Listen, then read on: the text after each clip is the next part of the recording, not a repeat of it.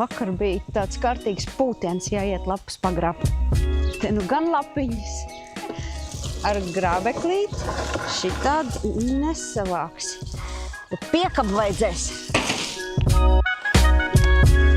Nākošā. Sanāks Jāņu ugunskurs. Vienīgais viņš te ne Jāņus nesviņ. Skatos, vai varētu kaut vai mākslas darbu uztaisīt. Nu tā, pasrādājām, tagad varētu kaut ko apēst. Pirms pāris dienām, te visi bija zaļi, tagad ir tā kā saimniece teica, nocērt, lai viņi paši nogatavojās, šitos nevajag likt avīzē. Bet esot tā kā ar avokādo, nav gatavs, zaļš, nav gatavs, zaļš, nav gatavs, beigts. Un tad jāpaspēj apēst. Un viņi teica, un tagad viņi nogatavojas, tad viņi uzreiz visi gatavi, un tad ēdiet, cik vien jūs varat sēsties. Nu tagad jautājums, cik es varēšu dies šādas te apēst? Jā, ir maziņi. Būs.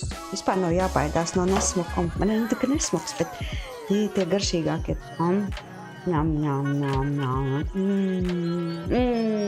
Un angliski tad, kad kaut kas ļoti garšo, var pateikt. Protams, vēl pateikt delicious, bet yummy. Vai vienkārši viņi saka yum. It's yum.